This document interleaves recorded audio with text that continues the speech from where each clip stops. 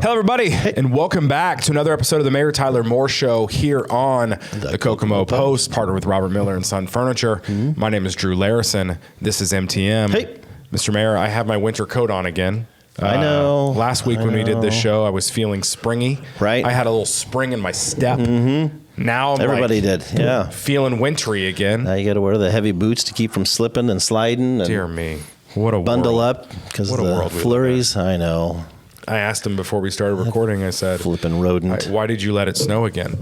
And he said, it just wasn't done. Yep. Wasn't ready. Yep. But here I we didn't are. want Punxsutawney to be a liar. I don't care about that rodent. Anyway, this show is partnered with and brought to you by Robert Miller and Son Furniture here in Kokomo. So thank you to them. Yes. And always. also, you know, the thing about that tax refund people get every now and then, it disappears fast. That it does. So you can either let it disappear fast or you can let it completely change Put it to your good home. use.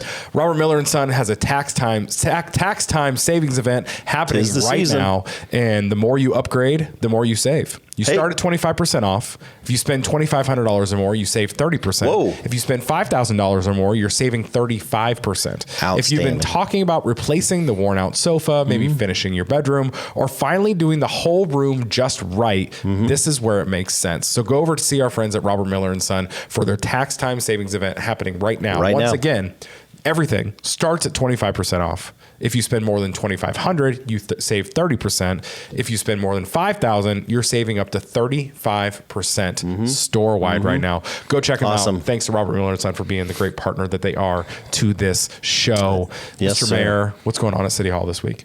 Hey, well, we got not first council meeting, but council meeting tonight to kind of present the proposed annexation, and the only action tonight is adoption of the fiscal plan. So the public hearing, again, will be receiving comment on strictly just the annexation or proposed annexation, close that out, and then consider the fiscal plan for that area, the actual first readings for the annexation, as well as the subsequent and simultaneous rezoning won't be until March 9th. So got that going on, but otherwise, even though the snow's fallen a little bit, we sat down today and talked about resurfacing and how we can work some things in and how we're going to work things in, because we missed out on, as many larger municipalities did this go around, on community crossings, grants for street and road repair and maintenance.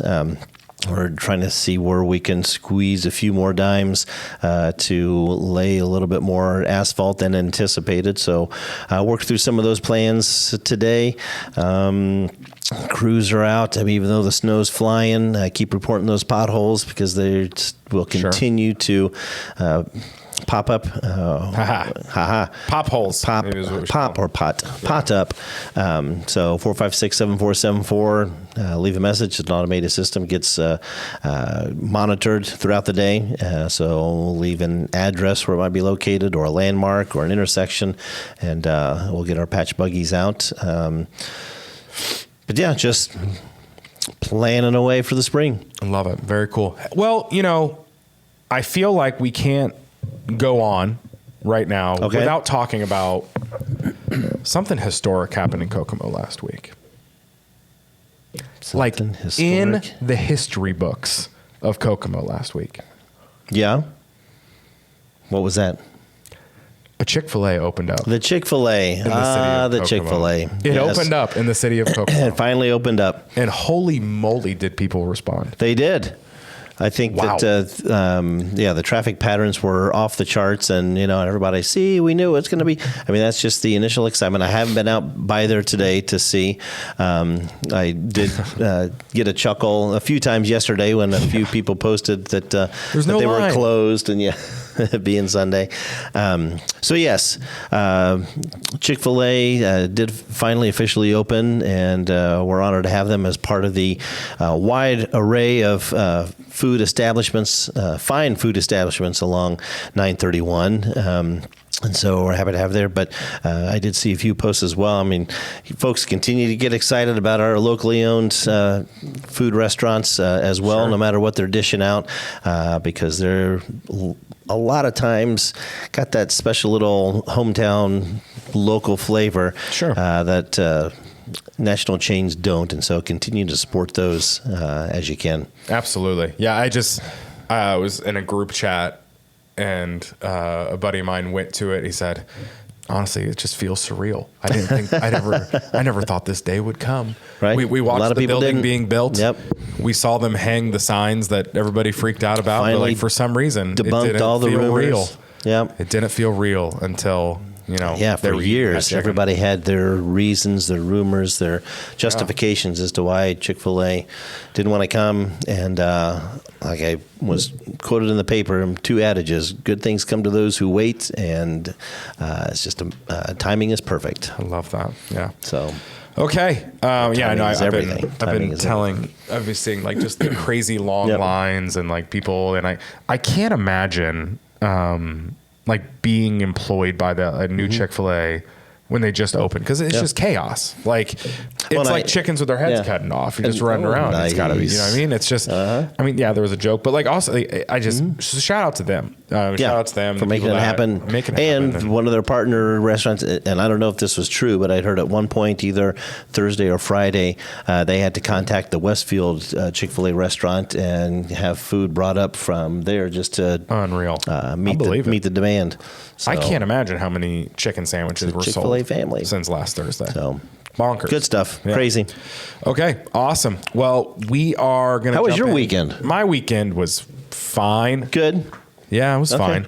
We didn't do much this weekend at all. It was sometimes that's the best. We didn't either. Yeah. So it's good. So we are going to jump into the questions that we have. So just a little bit of ground rules, as I know more and more new people are watching the show. By the way, guys, thank you. Yeah, thanks for tuning in. This show, we have been doing it for a long time, and I recognize some names and faces in the chat every now and then of people who've been watching the show for a really long time. But I do know there's a lot of new people that watch the show all the time. Appreciate it. It is bonkers from our seat at the Kokomo Post, like how many views this show is getting, this live show is getting, as well as the clips. I mean, I think we got close to like 50,000 total views last week alone from the clips. Great. And the live stream. And just thank you guys. Thank you for doing this. Thanks for thank you, obviously, staying for doing this. Informed, engaged. 100%. Yeah. So. And just thank you guys for sharing, commenting, engaging. And honestly, I remember the meeting we had. This was at our old office when I like called you and I'm like, hey, I've got this idea. And I remember what I told you, one of the main, well, obviously it was like your first year as a mayor too. So I'm like, I want people to get to know you and get to know their mayor on like a personal level. But like when I remember I said, I think one of the biggest reasons I want to do this show is I think the high majority of people have no clue what a city government is actually responsible for. And I think like we throw around, the city do this, the city do that, the city should start a skating rink, the city should, you know what I mean? And like we had this realization in school, we are taught a lot about like the federal government. We are taught about maybe like the state government and how they interact with the federal government. But I think there is this giant gap in education on what a local city government and what a local like county government and how it operates. And I think it's different because every city's different. I think they have their own rules, but like that was one of the biggest things. I'm like, I really think we can and provide even locally, a lot of the difference between city and county. 100%. So, and there's just this big gap in education and understanding, and we're doing it, right? Like I think people that watch the show, they have a better understanding now than they maybe have ever had what a municipality is responsible for, what a county is responsible for, what are the differences between state and federal, like all of that. And like we get it done, I think in maybe an entertaining way. And I think we've provided a lot of value, to people that have watched the show for years. I'm really proud of ourselves. And I'm really proud of the audience for engaging in it, because there are, and we've heard this from other city governments before too, like there are cities across this country that like no one pays attention. Right. No one is active in their city government. No one has any interest in watching a piece of content about city government. And I feel like what we've done here has like made it accessible to a lot of people and like put it in a different window to where people can be, informed. Yeah. Imagine that, right? Informed in a what's going on in their city and in their backyard, and actually have a voice in it too by doing these live questions. And having thoughts and questions addressed and answered. Yeah. Whatever they submit. 100%. So thank you guys for watching this show. Thank you for sharing it and commenting. And thank you for doing this. Thanks for the opportunity. I say this all the time. It's not common that a mayor will sit down once a week and do this. So we're lucky here to have this city and to have this show. So all right. Before we jump into the questions, once again, if you have any questions for the mayor, the live chat is open. I've got my laptop over here. I'm pulling over questions as they come in. I will respond to your comment. I've got your question. That's how you make sure you know that I have it. And then we have a bunch of, as always, pre-show questions to go through, and then we'll get to the live show questions. So leave your questions down in the chat. I'll pull them over. We're going to jump in here to the Ask the Mayor segment. But before they do that, we're going to shout out to our friends over at Blue Fox HVAC. Check this out. Hi, I'm Brian with Blue Fox Heating, Cooling, and Plumbing. We're a locally owned, family-run HVAC and plumbing company built by 3 families who believe quality work and great customer service matter most. Since 2018, we've taken care of homes and businesses in our community with routine maintenance, repairs, new system installs, and emergency service work 24/7, 365. What sets Blue Fox apart is our skilled technicians, clear communication, creative solutions, and preventative maintenance programs designed to catch problems early and save you money. With over 900 verified Google reviews, our quality speaks for itself. When you need heating, cooling, or plumbing you can trust, call 765-233-6846 or visit bluefoxhvc.com. Blue Fox Heating, Cooling, and Plumbing. Elevated comfort, expertly delivered.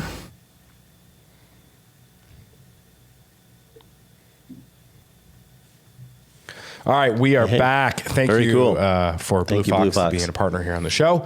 Let's jump into it. Yeah. We've got some questions today. Like I said, we're going to do the pre-show questions first, and then we'll jump into those live chat questions you guys are asking. Okay, so first question is from, for sure, a real person named Apache on Facebook. Okay. Will Moore... He's talking to you. That's me. Okay.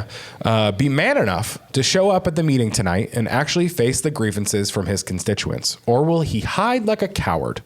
Also, Moore, once again, that's me. That's you. Yeah. Make sure you answer honestly and look straight into the camera without moving your head or eyes down. Okay. It's a little demanding there, but Apache on Facebook wants to know if you're going to be at the meeting tonight. I will be at the meeting tonight. I was at the Planning Commission meeting last week or 2 weeks ago, or whenever it was. 2 weeks ago. I just got there late, and obviously the capacity had already reached its limit inside the council chamber, so I was out in the foyer or lobby area of City Hall with the others. But yes, I will be there tonight. Okay. Next question is from Sabrina. Just a yes or no question. Okay. Did you receive an email response I sent to the city office and copied you on? From Sabrina on Facebook. Yes, and I followed up with code enforcement since they were the ones that had been looking into it and addressing the issue. So yes, I received it. Okay. Yes. Now, next question is from Tim on Facebook. Has the mayor or any other government official or developer signed an NDA regarding the usage of the land to be annexed and rezoned? I find it very hard to believe that this is based on pure speculation and that no entity has expressed interest in placing some sort of industry on that property. Tim on Facebook. The city nor the Planning Commission have signed an NDA because nothing's been brought to us. Now, I can't speak for a developer or any of the landowners. That would be a question for them. We've not had conversations with the landowners outside of just receiving their application. The Planning Commission has had more conversation with them, but no, the city has not signed nor been presented any type of development plan, development agreement, or non-disclosure agreement for the potential use of the land that's being proposed for annexation and rezoning. Okay. Next question is from Christina. Yep. Where can the citizens find Mr. Moore, that's you, campaign finance records as are required federally for any and all public office campaign? I'd like to know who the top donors are since the mayor thinks I watch too many movies and TV shows to make me believe that he is corrupt. Put your money where your mouth is and show the whole town of Kokomo that you're not in the pocket of Paul Wyman or any other major corporate entity to use Kokomo as a pollutant hotspot instead of insulting me on Facebook. Okay. Christina on Facebook. Those are available. They get filed, whether it's a campaign year or not, if it's still open. They get filed with the county clerk's office every year. And so copies of those can be made available at the clerk's office. And yes, I have a golf outing every year, and there's typically sponsors for holes or for the outing itself. And so you'll see consulting firms, businesses here in Kokomo and outside of Kokomo, and individuals that may be principals in other consulting firms and such listed on those campaign finance reports. But state statute, state law requires that elected officials, whether it's a campaign year or not, file campaign reports every year, and those can be made available and are available at the Howard County Clerk's office. There you go. Mm-hmm. Kokomo question. Okay. Why do people keep assuming a data center is coming to town when there has been absolutely no evidence of one coming in? The name of the account was Kokomo question. Probably just chatter with all the attention that there was over in Clinton County, because there was one being proposed. It's my understanding there was one being considered or talked about up in Miami County. And so with this type of ground, and obviously the large one that was just announced down in Lebanon, I mean, data centers are the hot spots. And so looking at a large area of ground, almost 700 acres, and having a good portion of it owned by the Indiana Economic Development Corporation, which is the state economic development corporation, as well as Samsung SDI. Folks immediately started, I think, believing or assuming that it's got to be a data center being proposed, which strikes me as odd. I mean, if there is one that would be considered coming here, with the 31 bypass cutting right through practically the middle of this entire almost 700 acres, it'd have to be pretty small because they're not going to take up the bypass in order to put something, because the one down in Lebanon, that Maida one, I think is on 15,000 acres. I mean, so I think it's just because data centers are the hot spot and there's been chatter about it. It hit and went viral. Got it. Laura on Facebook, can the new buildings around the courthouse square have their rainwater go underground? For example, the other building around the square have all their gutters go underground. I am unsure if it goes into drainage or the sewage. Right, so they're not supposed to. That's just like residential. I mean, you're not supposed to tie rain gutters that collect stormwater and move it into the stormwater, the sanitation lines, because then that creates more capacity and more potential for overflow. So actually, I believe it's against ordinance for drains or downspouts and such collecting rainwater, whether it's commercial or residential, to empty into any of our sanitation lines. Got it. Dan on Facebook, what do we need to do to stop Wyman in the data center? Well, again, don't know if there's a data center involved. Mr. Wyman is simply acting as a real estate agent representing the landowners and in that area as part of this annexation. I mean, he himself nor his company is buying any of this ground. Again, he is working on behalf of an agent, just like any other commercial real estate agents do in Kokomo, Howard County, the state of Indiana. So I guess the only way, if there's the potential for a data center, if there's the potential for development, I mean, they would have to, I guess at this point, kind of talk to the landowners and have them withdraw their request to be annexed and rezoned. Okay. Becky on Facebook, why doesn't the city council vote for the people concerning our community and the expansion of the industrial park? The community has stood before them presenting facts of concern for more toxins being introduced into our wells and land. Becky on Facebook. The City Council has not heard any of that yet. The only meeting thus far has been the Planning Commission. It's now on its way to the City Council, but again, tonight, just simply the annexation. So it's basically annexing farm ground. It's all still farm ground. That's what's being brought in. Now, yes, there's the simultaneous rezoning case that's going on for heavy industrial, but for whether it's the Planning Commission or the City Council, I mean, yes, there are numerous people that show up at the meeting to express their concerns against it, but there's probably just as many, not probably, but there are as many people that aren't coming to the meetings that don't see the need to because they're in supportive of it. And I know everybody's like, oh, that's BS. How nobody can be, supportive of, a proposed industrial park that could bring more development and different jobs and a diverse economy and such. I think a lot of, what people are saying about voting for or supporting things for the people or listening to the voice of the people, it's not just those that show up at the meeting, but there's conversations that they have outside of the meetings, folks that are still sending emails or they stop us at restaurants or stores and such, lending support. So we represent 60,000 people in Kokomo, and not just currently, but the future of Kokomo as well. And so, as folks say, this is a little bit of progress. It's in answer or in response to what I feel people have said about the need to diversify the economy. We love our automotive industry. We love what Chrysler and now Stellantis has brought and has in our community, and Haynes International, but having different opportunities at high-skilled jobs, more jobs. I hear that a lot. Instead of bringing restaurants and shops and such, why aren't we bringing, industry that has, more job opportunities for our youth that are looking at what Kokomo has and deciding to move away because they may not be interested in, the automotive industry and what is available in the factories and the limitations, on employment there. So I think what is being done will be what is good for the future of Kokomo. Okay.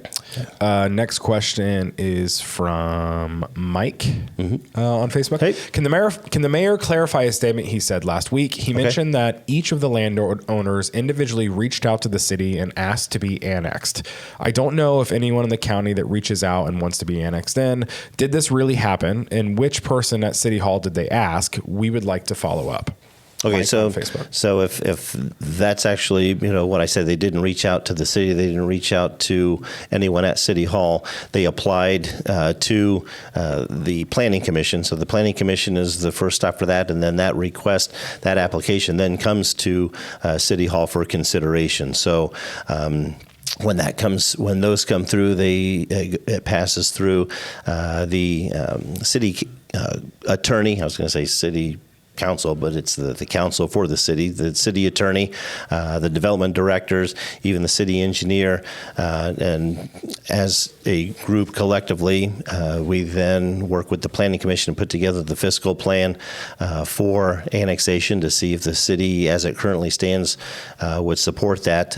So the initial applications, were made through the Planning Commission and then came to City Hall. But yes, 100% of the landowners that are part of this application or part of this annexation case did request to be voluntarily annexed into the city. Okay. Next question is from Heather. Why keep annexing when there are empty factories in town that are just making the town an eyesore? Heather on Facebook. Because it doesn't necessarily meet the standards or specifications that some companies have. Yes, there are buildings, and we've directed folks to various buildings in town. The GM Components holding site, or the old Delphi Delco site. There are a lot of empty buildings out there, and there have been industries or companies that have approached GM, because again, that's General Motors. The city has no authority over that, nor can force anybody there, but do introductions. So, that would be part of their decision. And a lot of times, and as you see new buildings go up, you see that what they're building and what they require don't necessarily fit in some of the existing, pre-existing and dilapidated buildings. And so there's not the interest. I liken it to someone that decides to build a new house. If you would ask them, why are you building, why are you taking up a piece of ground that's now grass covered, may have a few trees? Why are you taking that up and building a house there when there are homes for sale in the city that you're building? And their answer, I'm sure, is that, well, it doesn't have enough bedrooms. It's not a location of the city we want to be in. It doesn't have the amenities to it. It doesn't have the size of the backyard. I mean, so I liken it to that those that are interested in coming or wanting to develop, I'm sure if they would be able to save cost and renovate an existing building, they would, but it just comes down to availability and the needs and desires of those that want to invest. I think because I think this was brought up with the battery factory or the battery plant as well when the first one happened. Yeah. An example of this, obviously everyone's talking about the old Delphi plant right on 931. And GM, they're like all these empty buildings. And one of the biggest things there was ceiling height, right? Yeah, like that's an example of what you're talking about. Mm-hmm. Yeah, and like to be clear also, that goes back to what I said at the beginning of the show, the city does not own that property. Right. The city doesn't own. We don't own a lot of the exactly. Well, we don't own any of the empty buildings at all at this point. So a question in the chat right now is, well, they actually asked, why aren't we doing other things at the same time you were answering the question? But then also more specifically, they're asking, why can't the city make investments to those abandoned places? Which, how would that work? The city making investments on a property or a building that they don't own to make, you know what I mean? Like we can, so companies or investors that are looking at it and they're interested in some of these facilities, as they mentioned, even the General Motors site. I mean, they come in and we do that initial connection. We try to get them in contact with a property owner, and almost somewhat like a real estate commercial agent, might do, but obviously not going to, getting paid a commission or anything, but we don't continue on with the sale or the conversation, whatever. We do the initial introduction, try to get them connected so that they then work out, because a lot of times those companies are working with a real estate developer or a site selector or something, and so those are the ones reaching out, and so it's just us directing them to the owners of these buildings, this land. And a lot of times that happens without us even being involved. Gotcha. So I guess they were asking, why does the city not invest in current places that exist? It's not really possible because you don't own those places. So it's a hard thing for a city to approach. Hey, can we invest more into this property that we have zero ownership in? It's messy that way. Yeah. Okay. Yep. Next question from Alice on Facebook. Good Lord, he needs to be more specific on where all these water sources are and locations, because perhaps people would like to see it visually for themselves. So I'm guessing this was a reference from last week's show when we're talking about the reservoir. Yeah. So Indian American Water is the provider of water service. If properties or landowners don't have wells, and yes, they do get some water from the reservoir, but more so from aquifers underneath the surface. And so where they tap into these aquifers and pull and deliver the water is what any water company does. I mean, they tap into what's in the earth. Okay. Thomas on Facebook. This was a response to our conversation, similar to what we've been talking about already today about the people that have, asked to be annexed in. He said, this is a very dishonest answer. The citizens would not be requesting the annexation if they weren't selling the property via Paul Wyman. Nobody in the county ever requests to be annexed into the city. There's no reason to. In the past, people may have requested to be annexed for reasons such as trash removal or police and fire services, but the free trash removal isn't a thing anymore, and they're selling it. They want it annexed so they can sell it. So frankly, no one cares why they want it annexed or if they want it to be annexed. At that point, it's about the rest of the community and the immediate neighbors of the property. Do you think we are dumb? Thomas on Facebook. No, I don't think people are dumb. I mean, but that's the deal. I mean, I know it's hard to believe that somebody would want to be annexed in a city because, a handful of years back, I mean, there were forced annexation, east and west, I mean, to grow the community. But the only annexation that has been done in the last 6 years that I've been mayor has been voluntary annexations.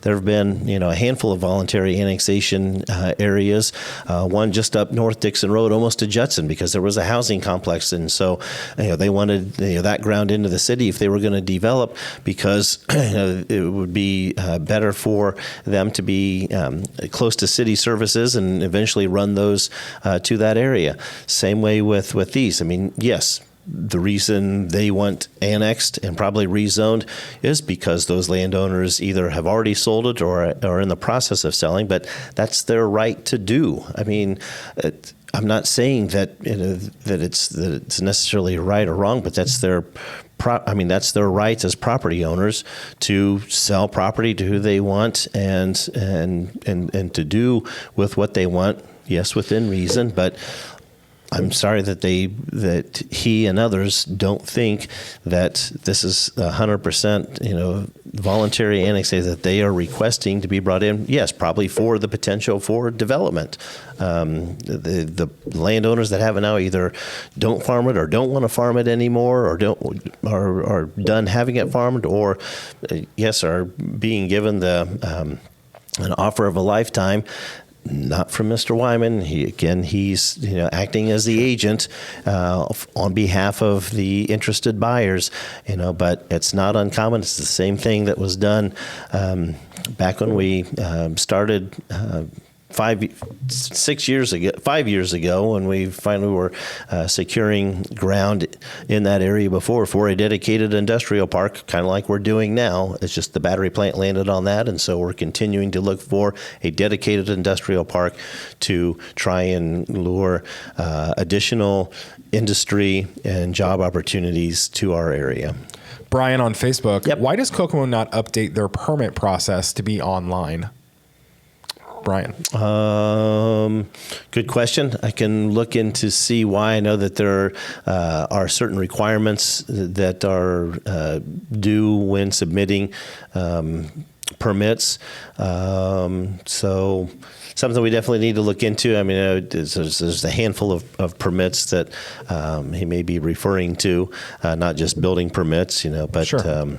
And I need permits for your house alarms, and permits for, if you're doing a food truck or doing a vendor or soliciting door to door. I mean, so yeah, we'll look into that, try to get into this century. Okay. Jamie on Facebook, with all the talk about the new development, what is the actual plan for downtown parking? On event nights, it is already tough. It is tough. I know, and we talk about that a lot. We've got the 2 parking garages currently and a handful of public lots. I know that it's difficult now with a lot of the construction that's been going on. And now one of the lots there at between Main and Union, there on Superior, where the Hotel Conference Center is going, that used to be a drop zone for parking at events and such. I mean, so we're looking at the downtown area to see if there is a possibility for additional parking made available. So we're having kind of a downtown assessment study being done to see how best to utilize, not just landscaping and such, but to see what might be done, especially as more entertainment and restaurants develop down along Buckeye up towards the Jefferson Street area. They're close to the corner of Jefferson and Washington. So definitely a concern, always been a concern, but like I said, we do have the 2 parking garages for after hours and weekends that don't have city or county employees in them. Still some residents on the north parking garage and folks that are visiting the Y, but a lot of times those have plenty of spaces. It's just a matter of parking and walking like you would in Indianapolis or Fort Wayne or Lafayette or Bloomington. Got it. Danielle on Facebook, is there possible more transparency on where tax dollars from new developments are actually going? A breakdown would be helpful.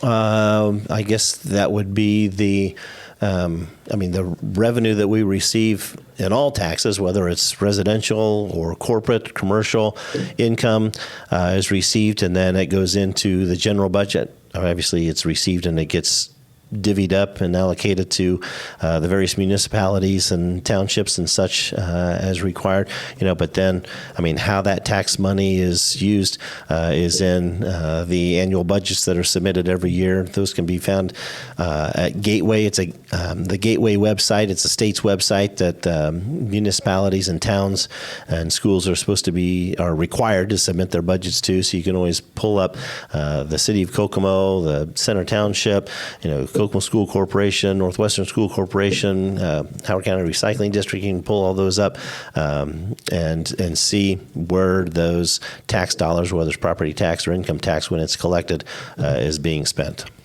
Okay. Next question is from Samantha. Okay. Are there any plans to expand public transportation options? Not everyone can rely on a car.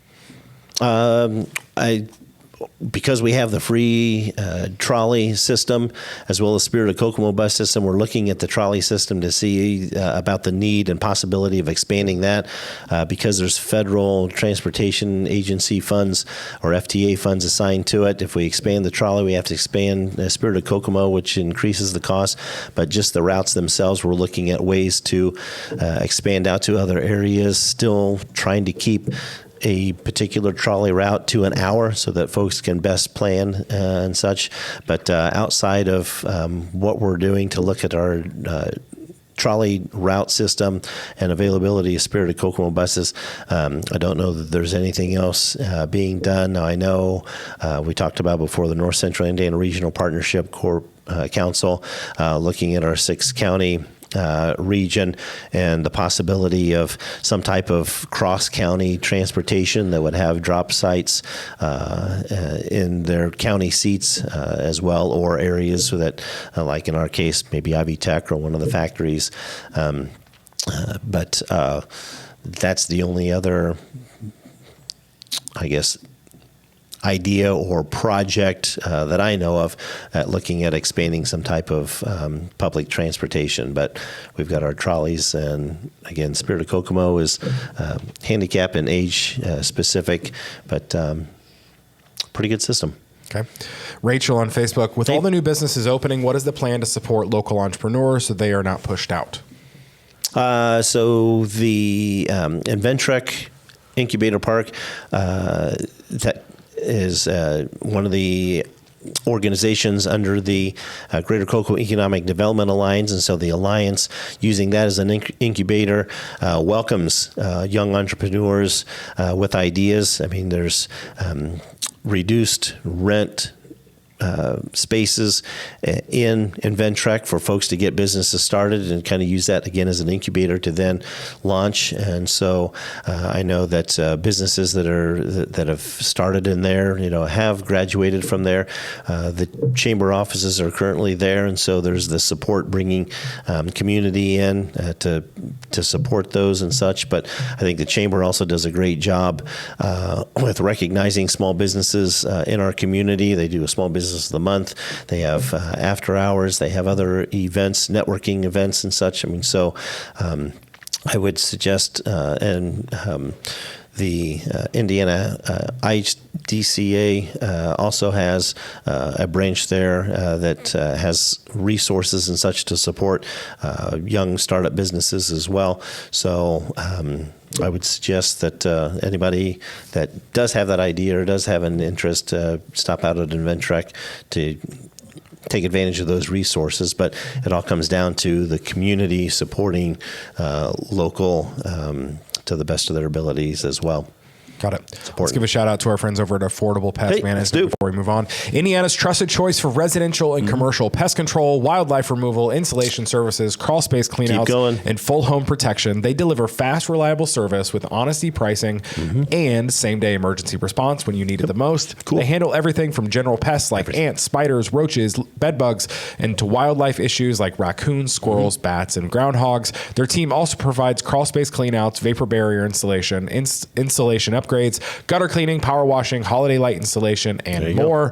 Protecting your home from home or business inside and out. Homeowners, landlords, business owners, and property managers rely on Affordable Pest Management for clear communication, professional inspections, and long-term solutions that save money. New customers can get 10% off their service when they heard this ad on this show. Call them today, 765-450-8584, or visit indianaapm.com to schedule your service or request a free quote. Love it. Love that. Next question from Austin on Facebook. Yes. With several shooting incidents over last weekend and over the weekend, and a situation KPD in Howard County had to ask IS Indiana State Police for assistance, what do you think has led to this uptick in violent crime, and what is the city doing to address this? Is grabbing more land a responsible decision if the city can't manage the current area they have? Austin on Facebook. I guess I didn't hear of shootings this weekend, but I can get briefed on that. I know that KPD did assist the Indiana State Police and actually Mississippi State Police in apprehending a couple murder suspects, and so kudos to them for that. But, I mean, bad players are going to be bad players. I mean, we could have 150 police officers, and somebody's still going to get stupid and try to take their anger or aggression out on somebody by use of force with a gun and such. But I think that the KPD and Howard County Sheriff's Department, as well as town marshals from both Rushville and Greentown, do a great job protecting the citizens of Howard County. It's just, again, people are going to, same way with speed, people are going to break the law, whether you've got, 3 officers or 36 officers, but I think we'll do a bang-up job protecting the citizens with what we've got. As we continue to grow those departments, obviously. Yep. Next question is from Renee on Facebook. Is the government housing development on West Sycamore to replace the outdated Gateway Gardens still going to be built? We have no idea. So the company that was proposing to build that facility applied for state tax credits for the project, and I guess kind of went radio silent. So right now we've not seen nor heard anything from them or on the site, and so I have no idea. Okay. Tiffany on Facebook. Drove down Markland the other night in the rain. That portion that will be near the new jail/trail was fixed, but it was still flooding from Berkeley to the roundabout. Can that be looked at, and can you take out the curbs if it won't be fixed? It was either a drive-through water, hit a curb, or hit a car coming at you because there is nowhere to get over because of the curbs. It was also extremely flooded on Markland from J to Plate Street. So when's the last time that area was looked at? Tiffany on Facebook. They're along. It could have been partly due to heavy rain as well as melting, as there was still snow melting. But for that stretch of Markland from Berkeley to the roundabout, I think is kind of downhill anyhow. So I think it was just the way it was running down the streets along the curbs and such to the creek. Don't know. We have thought about the idea of scaling some of those curbs back. Those were put in prior to my administration and has made things a little interesting navigating through there. But obviously the dedicated bike path was something they hoped would get utilized. Don't know that it has that much. So we're definitely looking at that. But the stretch down through Markland, I know with a lot of the debris and such collecting and things melting, a lot of it is just standing water that would eventually work its way into our storm grates. So it might have just been a matter of timing. But because that stretch of Markland from J to Plate was the one recently reconstructed. So Gotcha. Should be good.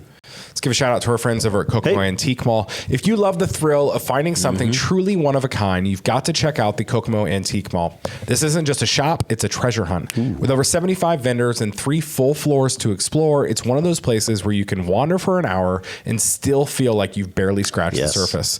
You'll find everything from antiques and vintage decor to furniture, collectibles, home decor, and unique statement pieces that you won't see anywhere else. And because it's a multi-vendor mall, the inventory is always changing, meaning meaning every time you visit, there's something new waiting around the corner.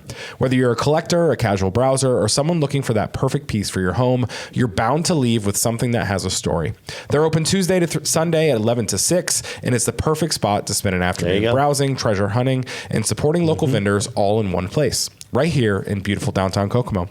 So next time you're downtown, stop by the Kokomo Antique Mall, where every visit feels like a new find. Cool. Thank you, Kokomo Antique Mall, for being a partner of the show. Absolutely. Next question is from William. When are they going to fix South 100 East between Center Road and 26? That road is horrible. There's going to be some attention given to it. There's more that needs to be done than just some patchwork. We'll do some patchwork, not necessarily some full-blown resurfacing, because as I understand it, the underbelly needs some attention just as much as the top surface. So there'll be some Band-Aid work done to it this year until we can get that submitted to community crossings, and hopefully that gets accepted and funded so that we can address that properly. Okay. Give me 1 second. No problem. All right. Thaddeus on Facebook. Why would we tear out all the median guards along 931 and not replace them? NDOT is in charge of and has authority over 931 because the majority of truck traffic and higher speed traffic has moved to the 31 bypass. Part of what was done through there was they were resurfacing was to kind of beautify the area. There's not really a need. I think they looked at traffic patterns and accident numbers and such, and saw that it was not necessary to have the guards through there, so they opted and decided to take those out. I know that's something that we had hoped for, previous administrations had hoped for, or would consider doing if we were to have 931 relinquished to the city, but we don't. It's still owned by the state, and so that was just part of their beautification as they were resurfacing that area. Didn't see the need. Mike on Facebook, what's planned for the intersection of Park Road and Zartman Road? Will Zartman be connected through the Webster Crossing neighborhood to Webster Street? Is there a plan for a stoplight or a roundabout? I don't believe there's a plan for a roundabout at Park and Zartman. Zartman we'd have to probably displace a resident in order to continue Zartman straight into Webster Park or Webster Crossing to connect in there. So right now, no plans for a roundabout or a light or continuation through, just because there's a house or private residence there. Okay. Let me see. Sarah on Facebook, is there a timeline to complete the permanent striping of Alto Road between Park and Webster? It's kind of a free-for-all at this point. Yeah. We've been asked this the last few shows. It's weather and additional jobs. So the subcontractor for E&B, because E&B repaved that, is waiting for additional striping projects that they can do at the same time while they're up here. But a lot of it, too, is the weather and conditions that are not conducive to finally striping that stretch of Alto. So, and as spring comes, and it won't be until April, but the plan is to continue work on Southway from Alto there at the 5 Point to La Fountain. So there's going to be work done through there as well. But just the striping itself, that's a subcontractor for E&B looking for an opportunity to come up and do that, as well as a few others. Okay. Craig on Facebook, what's being built on the corner of 931 and Sycamore where Mike Anderson used to be? Saw it was all cleared. Just curious. Yeah, so that was a housing and commercial mixed use development that was announced, has it been a year now, a year and a half almost? And so the structure that's up there now is a daycare facility. I know there's also might be additional professional offices in there, but it's going to be housing back through there, townhome style, as well as I think some apartment mixed use units. So housing, daycare, and hopefully a little bit of retail. Okay. Marcus on Facebook, are we doing anything about the potholes on the south side, or is that just a spring surprise every year? Marcus on Facebook. Wherever they are, it's 456-7474. The potholes, not just on the south side, but throughout Kokomo and the state of Indiana, are late winter, early spring surprises every year. So surprises, but not surprises, because everybody knows that they rear their ugly heads, about this time with the freezing and the thawing. So again, if he has locations of specific ones, 456-7474, and leave the information where we can address them. Okay, 1 second. Okay. Getting a lot coming in real quick. Good deal. Charlie on Facebook. Hey. Any word on when the work will begin to change the four-way stop at Washington and North into a roundabout? We've heard as early as April, but we've also heard it might be on hold till 2027, depending on the state funding and the purchase of the vacant tavern on the corner. Did you say a roundabout? Yeah. There are no plans for a roundabout there. There's no space. I mean, it wouldn't just be the tavern. We'd have to buy and demolish Dollar General. We'd have to take parking space away and playground space from St. Patrick Church and school. So no, there's not plans for a roundabout at Washington and North Street. It will, as soon as the base is completed for the new street light or the stoplight, it will be fixed, and it will go back to the signaling the way it was. Okay. Not sure where that came from. Okay. Let's see. I don't know about this one. Okay. But it's from someone named Chester. Okay. He said, there's a guy named Jesse in town who needs transportation. There is also a yak farm in Oregon. Can the mayor buy him a yak to ride? Is there a reference to something that I'm not? I don't know. Okay. If there is, I don't. So it's weird to use. It was a me. yak Got it. to ride. Jesse riding a From yak. Chester. Don't know. Yeah. Okay. I'm sure there's some type of cross-state. I don't know what's going on. Licensing and such to transport a yak from. They talk about a permit. I don't know if that permit would be online. Okay. Thomas yells, special election. Let's vote on it. Do right by your constituents and propose it. We can also vote on whether or not we want you and Wyman to take a hike. Probably on the nice trails that the city has. That'd be nice. Okay. So Thomas I can probably guess what issue or topic Thomas is talking about. And we did talk about, this got brought up super quick, I think last week, but the idea of an annexation like this being a special election or on a ballot. What's the name of? There's a referendum. A referendum or something like that. Check with the county. Check with the county clerk. See if that's something. Get information. You might hire legal counsel to see what you might need to do and see where it goes. Okay. Let's give a shout out to our friends over at Wolf's. If you're craving real barbecue, the kind that takes time, care, and serious smoke, then you have to check out Wolf's Smokehouse. Wolf's Smokehouse is a locally owned smokehouse and barbecue shack at 502 North Main Street in Kokomo, and they're doing things the old school way. Yes, they use fresh, never frozen meat, and they don't rush the process. Yep. The smokers are rolling from open to close because their tagline, "We smoke all day," isn't just a tagline. It's a promise. Yep. On the menu, you'll find everything barbecue dreamers or lovers dream about. Tender brisket, juicy chicken, savory sausage, fall off the bone ribs, and a classic smoked bologna, all packed with flavor and smoked low and slow. Love it.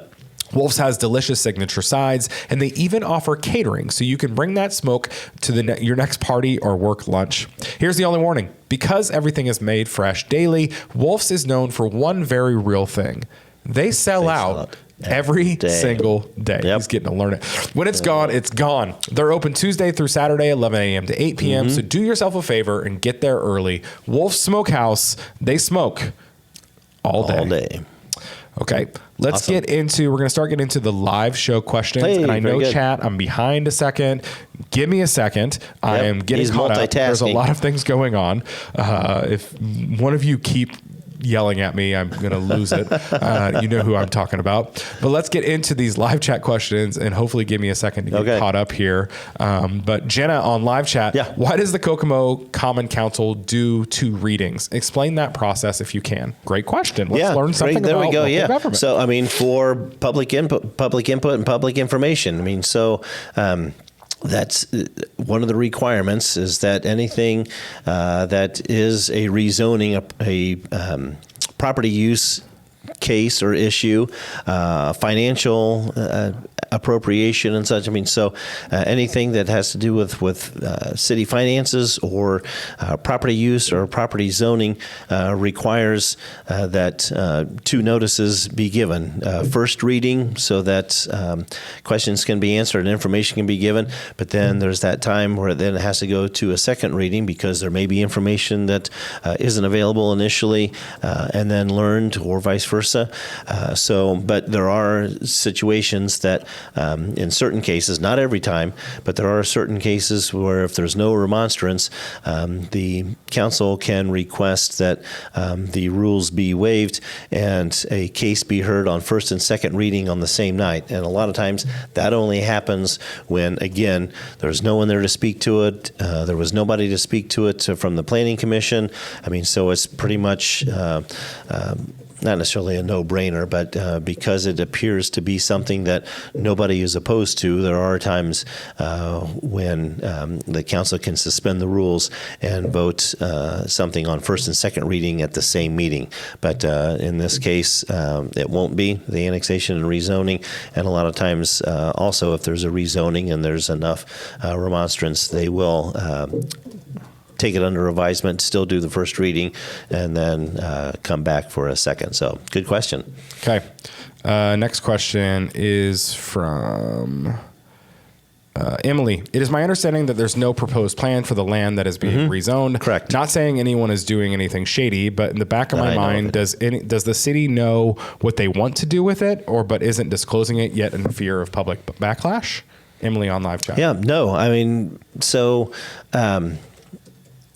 again, going back to what we had done initially, went into an agreement, made an agreement to purchase some land to make a dedicated industrial park, really just to have something shovel ready or site ready with utilities close by or to it that would lure someone, an industry in that would be, in our hopes, outside of the automotive industry. There's been talk for decades, not just my administration, previous administration before that, other community leaders were elected or non-elected, that again, we love our automotive industry and automotive heritage, but again, because there's additional opportunities that could be had for our young adults that are coming out of school, that are going elsewhere for jobs and such, to try and diversify the economy. So that would, I mean, nothing specific, something preferably in the industry outside of the automotive industry, maybe something research and development wise. One of the property owners is Samsung SDI, which is a partner of Star Plus Energy. With this being their first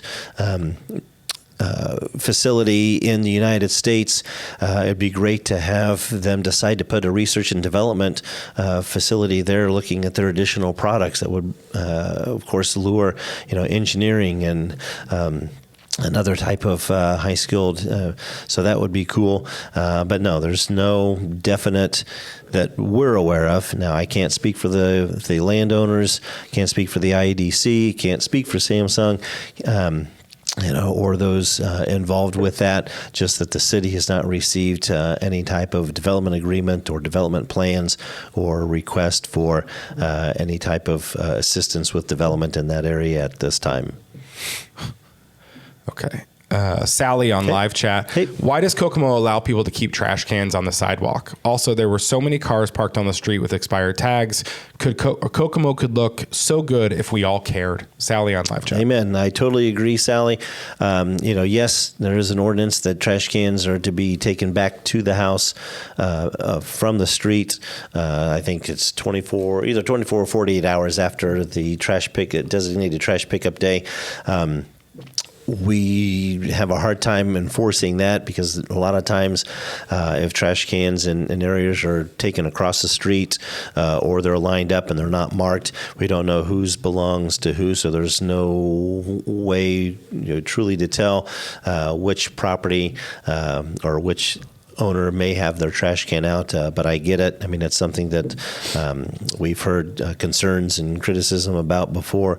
But as for vehicles that are not tagged or immovable, call code enforcement. I mean, we can tag them and start that process, but a lot of times they have a certain amount of time to make it right or to rectify the situation, and so that's what we run into. Or if the car can actually be moved and is actually plated, even though it may not look like it at first, they can legally, unfortunately, be there. So. Okay. Next question is from Corey on live chat. Hello, Mr. Mayor. Hey. Do you have anything updates regarding the community policing efforts in Kokomo? I know it has been discussed, but haven't seen much of what the department is doing. If it hits close to family for me to have a community policing as a mayor, major policy for the police department. Mm-hmm. So we've had a few officers start walking downtown to address, and I know our downtown businesses appreciate that. To check. As the weather gets nicer, we'll have officers out on bikes in our trails and in our parks, positioned, at Kokomo Beach, at various events. I mean, they're doing a better job at community outreach as well. I know they've been to a few career fairs and such to get out or take time while they're out on patrol. But it's usually hard to see any type of true community policing when it's cold and wintry out, but should see more of a presence out on the streets and out on the trails and in our parks once it starts getting nice. Okay. Carl on live chat. Hey. There's a house on East Taylor in Ohio with front yard a mess. Lots of big dogs in the house, cars with flat tires just sitting there. Carl on live chat. Okay. Again, code enforcement. They can make a request for an inspection to be done, and we'll send out one of the code enforcement officers to inspect and often have a conversation with the homeowner. But that would be the best cause or best action to take. Okay. You're doing a great job. Chris on live chat. Hey. Any idea if restaurants are interested in the old Ryan's building on the north end? Man, I don't know. I mean, I know there has been a little bit of interest off and on, and again, city doesn't own it. They've not approached us, but I've just heard that the current owner of that facility and property is asking a little more than what some folks are comfortable paying for that facility and what it would need to be done. But it would be great to have that get reused. Okay. It's been sitting there for a while. Taylor on live chat. What do you have to say about the city residents speaking out, crying and pleading about the rezoning, and the zone council dismissed them? What about our polluted water? You say Kokomo doesn't own the abandoned buildings. However, when Mr. McConnell had his house on the corner, it was demolished by Kokomo and left them homeless to build apartments. Why do you say nothing can be done with the abandoned eyesores? I'm pretty positive Kokomo doesn't want to give up more farmland. We need our precious farmland. Holy moly, that's a throwback reference. Yeah, so McConnell's, yeah. Yeah. I mean, that was a blighted property. I mean, I get that he was there, but it became a health issue, not just him, but for the neighbors and such. I mean, so that was a whole legal battle with that, where the city then stepped in and cleaned that property up. I mean, that was a little different, but yes, I mean, there are opportunities. I mean, just like the Warren Auto Parts site, as large as that is, I mean, I would love to we're still trying to talk someone into developing that, but because of the cost with demolition and cleanup and such, there's not a huge appetite for it. So yes, the city could expend some funds to go ahead and take that down and make that available. But again, buying up, snatching up, making things available for potential use is great if that particular area or site or whatever is conducive to what an investment, either a site selector or a company, would want to see in a property. So we can definitely continue to look into that. As for the polluted water, the monitoring that the wastewater treatment does when they inspect these buildings and facilities and such, I think does a great job to work on that.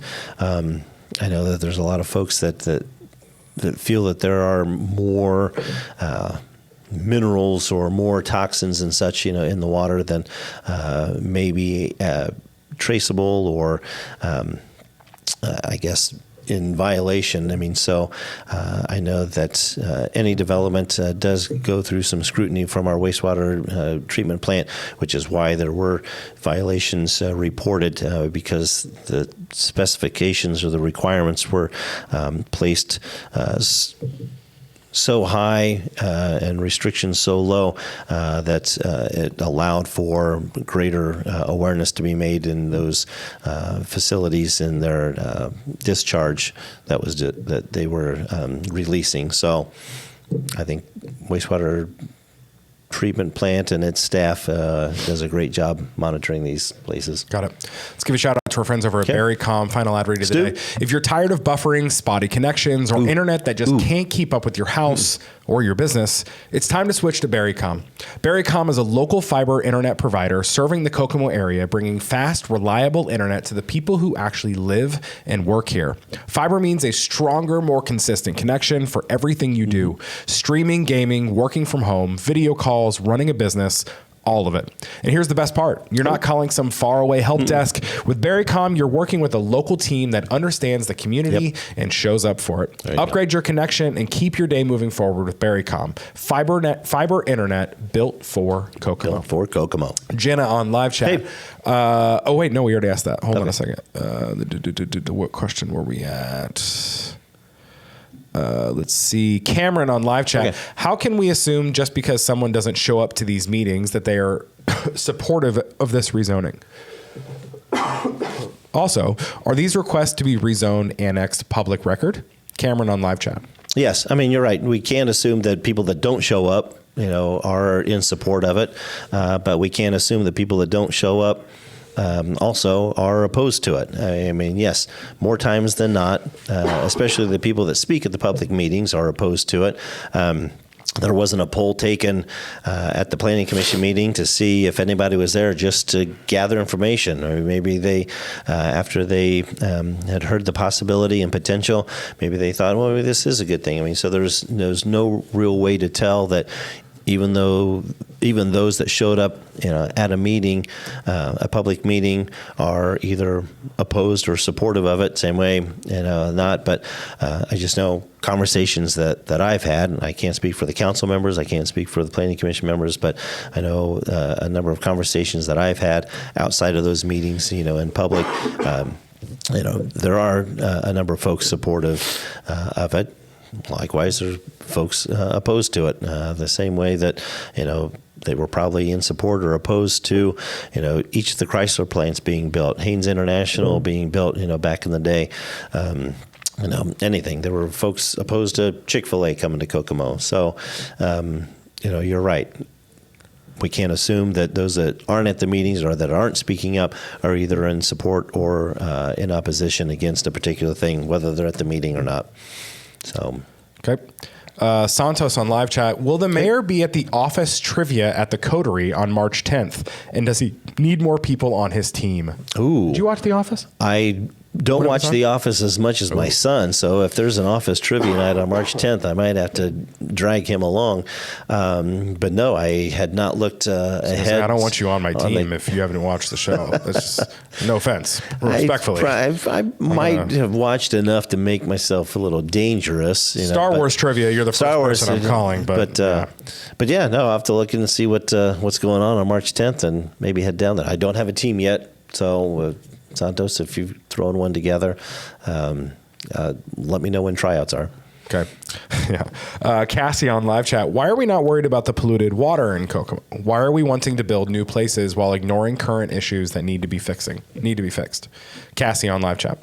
The polluted water, the only one I can think of, that's been an issue and it's been kind of a thorn in our side is where the discharge is coming just south of Center Road. We're in the process of them. We've done an extensive search and investigation in that area to see where that's coming from. But I mean, if it's in our waterways and such, I mean, I know that the pollutants, whatever water is brought in for use, goes through Indiana American Water, unless it's coming from folks' wells. But Indiana American Water takes it through their treatment plant and such. And so anything that's being made available to city residents or city businesses is going through Indiana American Water, again, unless they're on a well, and goes through a formal and an extensive treatment process. Okay. So. Next question is from Kathy on live chat. And I wish I would have clarified because interesting question. Okay. Is Wyman the only realtor Kokomo uses?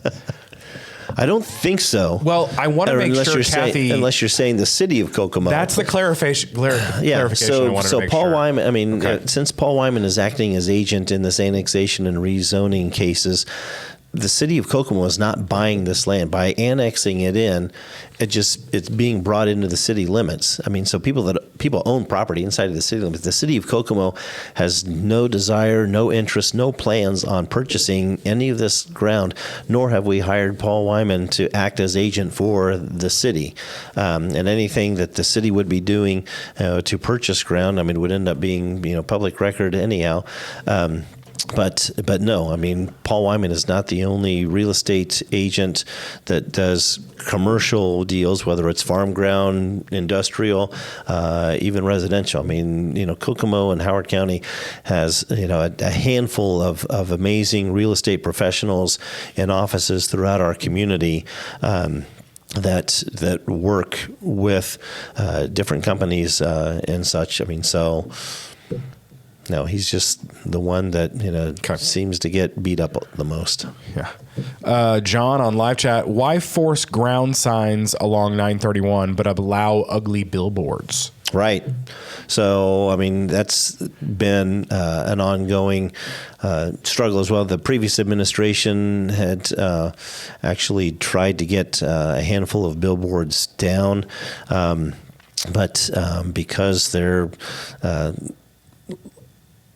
engaged or entered into legal leases with property owners and such. I mean, there's not an ordinance in place to remove the billboards, but I agree. I mean, that'd be something that we could minimize, not necessarily totally do away with, because there is, some benefit, to billboards in areas. But if there was a way to reduce and reposition some, especially along the 931 corridor, that would be wonderful.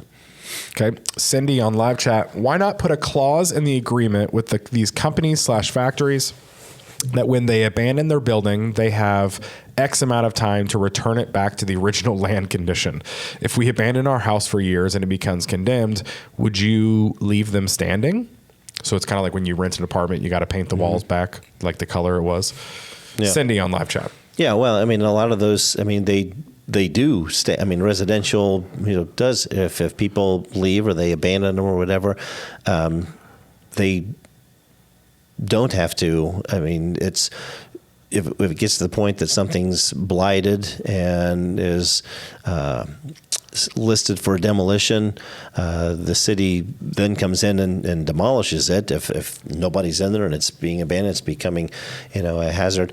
The same way with those facilities. I mean, if there's things that buildings that need to be taken down, I mean, the city could condemn them, but because of the owners on said properties end up in a legal battle, that the cost of fighting a corporation that may own a building would create too much of a burden on the taxpayers to continue to fight. But she's right. I mean, there could be something that, and I know that I believe in agreements with solar panels, even windmills, and others. There are clauses that that once, if they are abandoned, that those are taken down. But I think with businesses and corporations and buildings, I mean, there's the hope that if a company leaves, that someone will repurpose it. Doesn't always happen, which is why we have some vacant ones around town. But in time, either someone does get it, or it gets to the point that if it is cost effective to try and do it, that it can be taken down and remediated. But it doesn't always happen to be the case, because funds need to be spent elsewhere in situations like that. Sure. But yeah, I could totally look into that being a possibility. Christina on live chat, have you addressed the rudeness of the 3 people on the planning commission? Oh. Yeah, I had conversations. Okay. John on live chat, what's going on with some of the old GM buildings?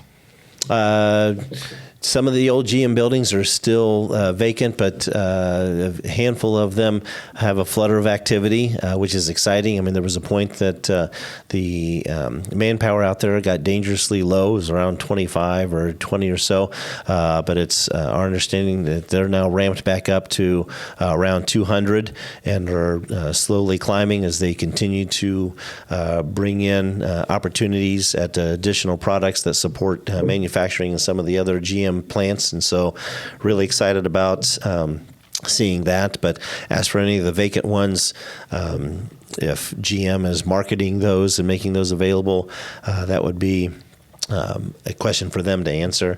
But right now, just a small flutter activity in some of it, not so much in others. Okay. Chris on live chat, question, when will they announce the new mascot? Not sure. That's a good question. I'll probably need to follow up with Bullpen to see. I mean, obviously it's the Creek Chubs. I'm assuming that's who he's talking about.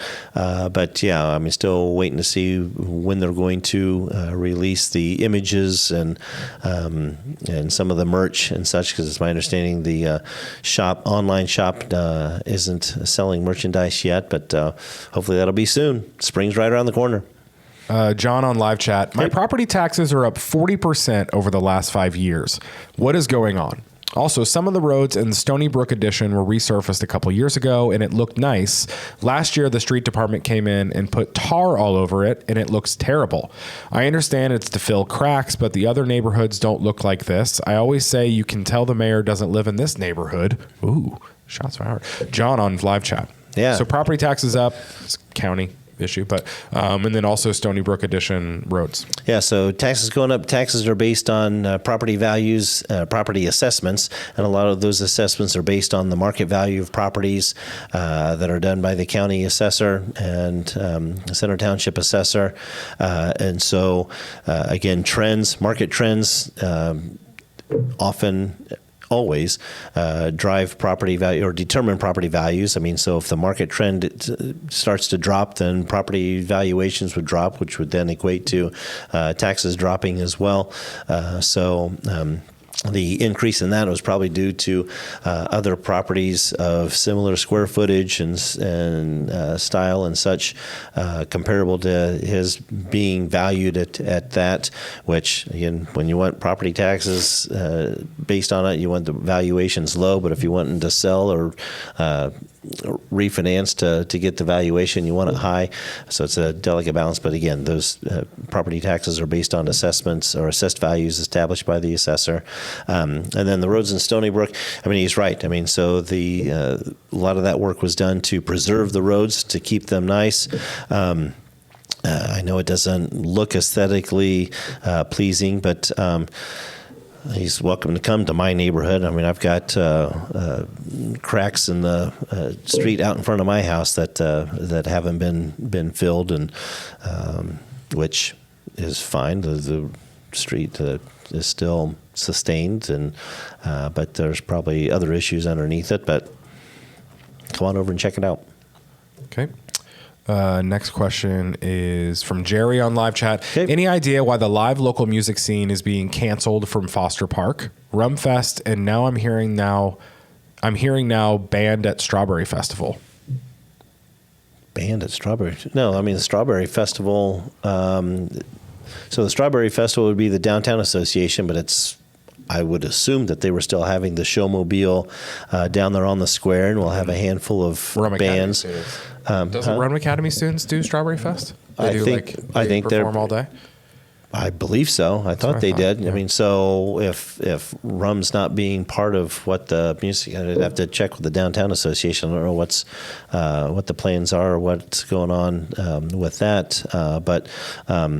Rumfest, I mean, that's something that if the folks at Rum Academy want to use the pavilion across the street of the park, they're obviously welcome to. I mean, it hasn't been listed as part of our summer concert series. I mean, because the summer concert series, is set up that way, that the Rumfest was, again, featuring their students and such. But if there's a weekend that it's available and Rum Academy wants to have or resurrect Rumfest, they have every right and opportunity to, especially being right across the street from the Academy. So I guess that'd be up to them to see what that might be. And I know that in the past, and I think that there was, it got billed along with the summer concert series, that there was probably additional support for it. But they can resurrect Rumfest any weekend that's available. Andrea on live chat kind of got a longer one here. Mr. Mayor, I apologize if this has been addressed or answered, but if you look at the population numbers between 2008-ish, approximately 45,000, and current day, approximately 60,000, that is an increase of at least 15,000 people, plus annexed mileage, roads, homes, area. Yet the city has actually decreased its ambulances and public safety manpower. Increased population means increased congestion, which means increased runs for our public safety personnel, more ambulance runs, fire runs, police calls. Talking with friends in all agencies, they are taxed. They are busier now than they ever have been, sometimes to the point of calls stacking up and people waiting for ambulances to transport. Our two local ERs are beyond busy on almost daily basis with long wait times. Burnout and stress level is real with all these folks trying to do their best to keep up with the increased demand. We all know money is the key component to all of these agencies, but before we go building more industrial parks, building more homes, which would draw even more people into town, how about increasing our public safety department's personnel to be able to keep up with demand?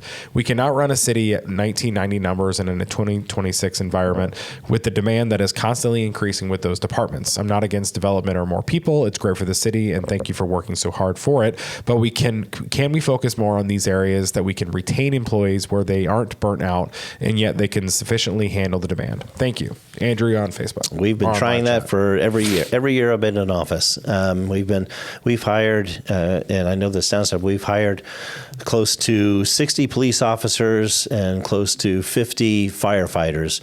But she mentioned the 2008 and now. There was a time for a good part of 12 years that there was basically a hiring freeze. That back in 2008, when the fire department had an ambulance or two, we had 122 firefighters, and so yes, there was the manpower to staff an ambulance as well as to adequately staff the fire trucks. When I came to office, there were, I think, 82, 85. So yeah, we'll just even 85 was just benefit of the doubt, say 90. So yeah, if we had those 30 firefighters that we had at one point, we'd love to have our truck staff, maybe get another truck or get an ambulance back in service. But I don't think the hospitals have done away with or reduced the amount of ambulances. Ambulance service is still in many folks' opinion, adequately provided. I mean, yes, there's transports, yes, there's waits, but that's unfortunately due to people calling ambulances for not true emergency medical reasons. I know our firefighters respond to medical calls as well, and so they're providing the medical service. Just when someone needs to be transported, that's when something comes across the scanner that there's no medic available. That's a lot of times to get someone transferred. That doesn't mean they're not receiving medical attention, but yes, we're trying year after year to play catch up and to stay on top of those firefighters and police officers that are now retiring out, and even a handful that are transferring to other departments for various reasons. So it's a constant struggle. It's not something that we're taking lightly, and that we're trying to do the best we can to incentivize, to help recruit and retain. Ellen on live chat, Terrace Meadows off of Alto Road East, ever going to get street lights? We were promised when we were annexed years ago. We can talk to Duke. Duke Energy provides the street lights for neighborhood areas and such. I know right now they're working their way through Indian Heights, so Terrace Meadows could be next. I don't know if what was promised to the areas that were annexed back in 2012. Got a pretty good idea. That people were saying that they were promised this and that and such. Yet state statute doesn't necessarily mandate or require. It can be made available, but we'll continue to look at what can be done to work with Duke to get streetlights to areas that can need them. Okay.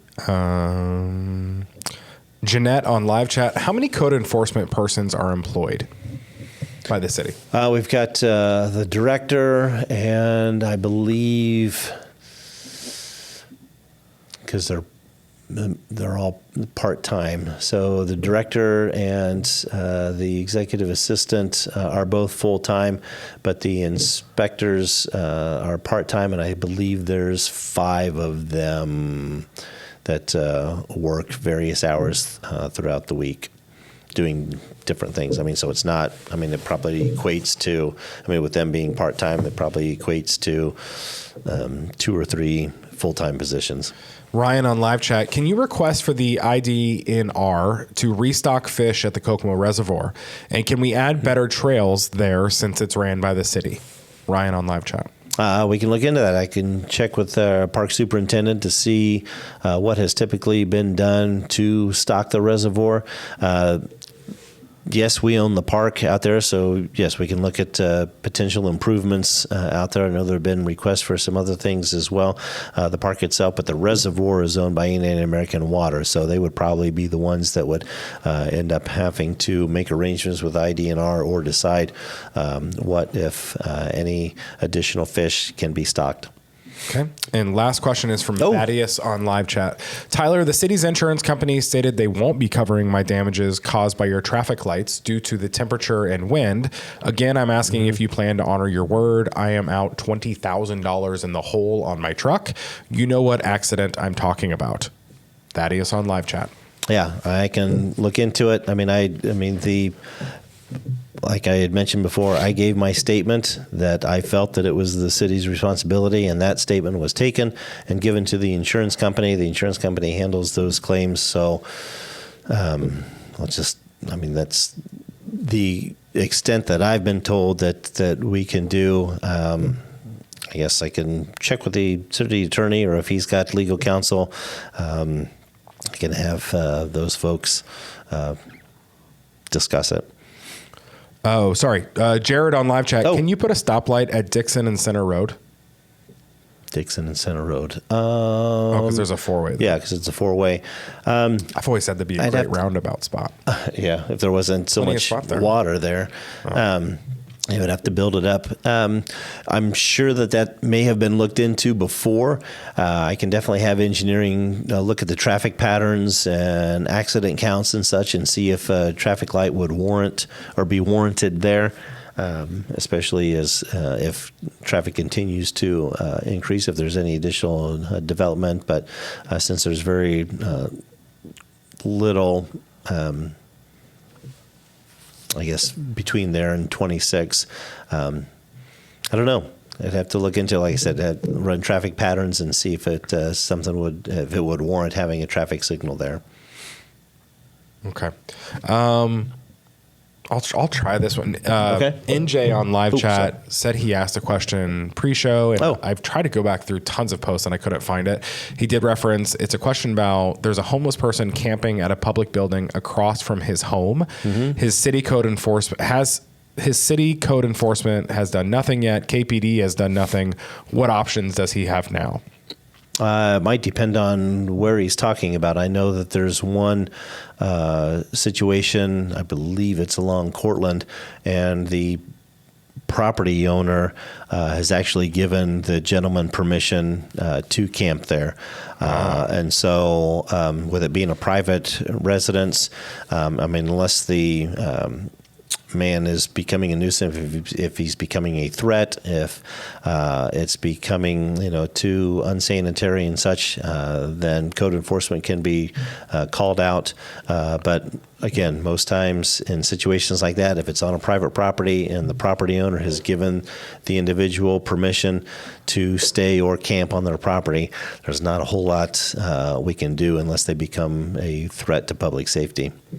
Got it. Okay. Well, those are the questions we have today. Thank you guys for sending those in. Thank you for answering them, Mr. Mayor. Thank you.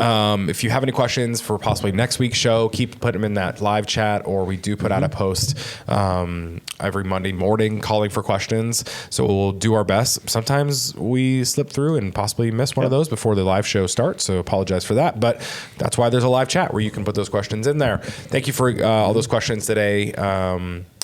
We'll chat next week as well. Mr. Mayor, do you have a dad joke for us today to end the show? Apparently there's some vegetables already gearing up for the Summer Olympics. Vegetables. Okay. Yep. And so, and apparently the peppers are the front runner for archery. That's interesting. Mm-hmm. Yeah. I didn't think they'd have arms to use the bow. No, but they have an arrow. There it is. That's good. That's actually a really good one. Thank you. I like that one. That was good. Okay. All right, everybody. Thank you for watching this episode of the Mayor Tyler Moore Show here on the Kokomo Post. Like I said, we do the show every Monday. Thank you guys for making it what it is. Yes, thanks for taking the time. Questions. Thank you, Mr. Mayor, for being here as always. Have a good week, Kokomo. We'll see you next time. See you, Kokomo.